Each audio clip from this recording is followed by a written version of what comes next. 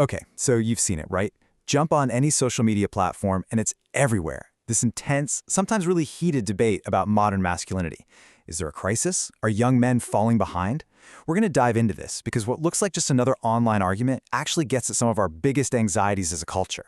We're going to break down the key arguments, looking at the very sources that are fueling this whole conversation. To really get why this debate has so much fire behind it, you have to start with the data. And, well, the numbers are pretty jarring. For every 5 people who die by suicide, 4 of them are men.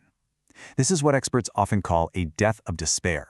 And this one single brutal fact is really the launchpad for a lot of the concern that we're about to unpack. So, here's the game plan. First, we're going to look at the argument that yes, there is a crisis. Then we'll check out a proposed solution called surplus value. After that, we'll dig into 2 really powerful critiques, one that looks past success to something deeper, the soul, and another that challenges the entire idea of a male loneliness epidemic. And finally, we'll zoom out and try to make sense of what this whole debate really reveals about where we are today. All right, so a central voice in this whole conversation is NYU professor Scott Galloway.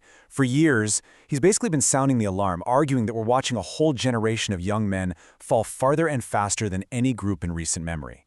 His diagnosis is really what kicked so much of this debate into high gear. Now, Galloway isn't just going on a feeling here. He points to some very specific data. For example, he highlights that 1 in 7 men now say they have 0 close friends. Think about that. He also points to this growing group of NEETs, that's young men who are not in education, employment, or training. And he notes that men are 3 times more likely to deal with addiction or homelessness. To Galloway, these aren't just separate problems. They're all symptoms of a much bigger systemic issue. So here's the absolute key to Galloway's diagnosis. He traces the crisis back to what he calls a single point of failure. The research shows that when boys lose a strong male role model, whether it's through death, divorce, or abandonment, their life outcomes just plummet. In fact, they become more likely to end up in jail than to graduate from college. But here's the thing. Girls in similar single-parent homes tend to do just fine. This suggests there's a unique vulnerability here for boys.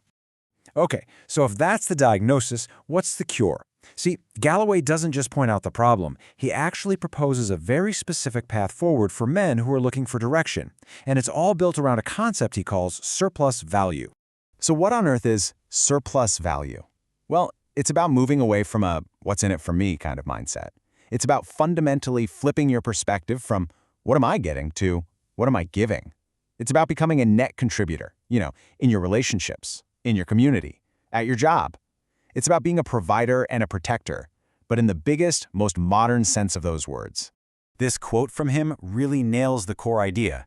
It's all about long-term, selfless contribution. It's a vision of masculinity that's rooted in taking responsibility not just for yourself, but for the future and for the people around you, even people you might never meet. It's about building something that's going to outlast you.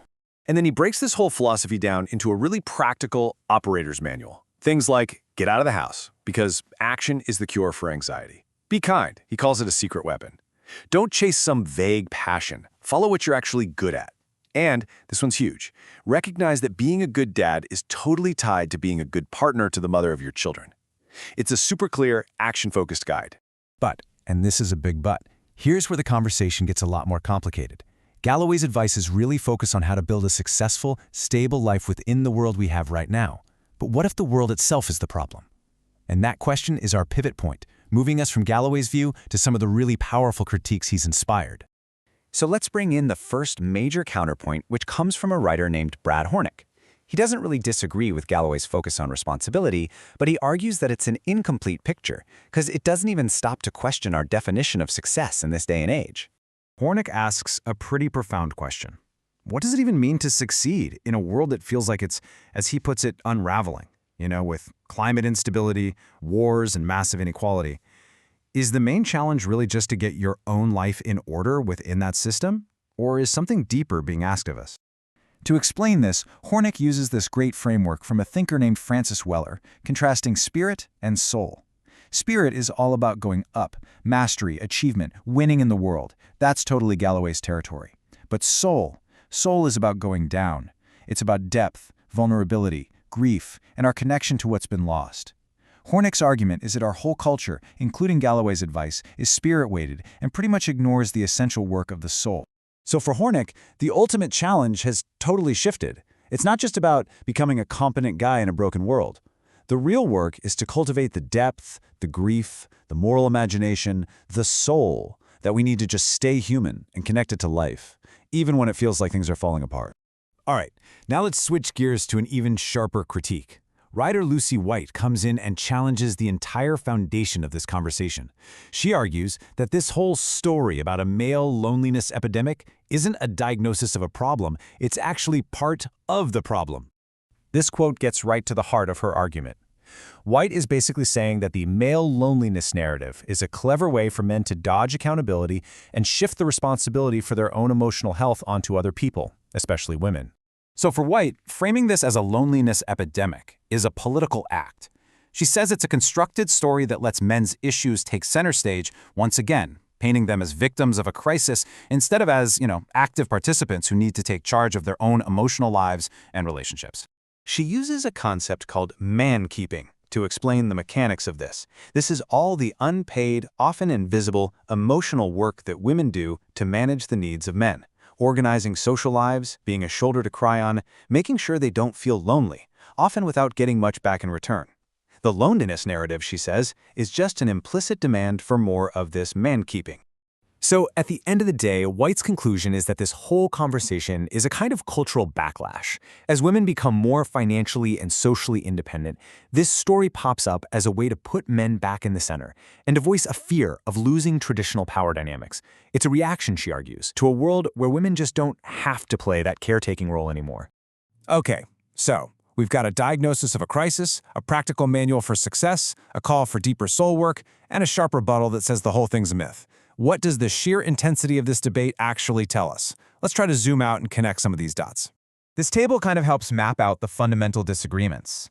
For Galloway, the problem is that men are in crisis, and the solution is personal responsibility so you can succeed in the system. But for critics like Hornick and White, the problem is either that the system is broken or that men are ducking accountability. So the solution has to be deeper inner work or structural change, and the goal is to question the system itself, not just to win inside of it.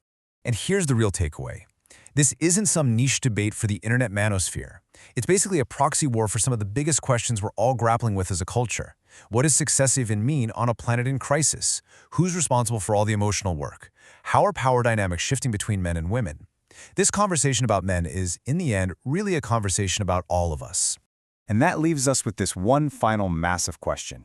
Is the solution to give men a better roadmap for the world as it is? Or do we need a more fundamental reimagining of the world itself and the roles that all of us are expected to play in it? The answer is probably somewhere in the tension between those two ideas, and it's a conversation that's very clearly just getting started.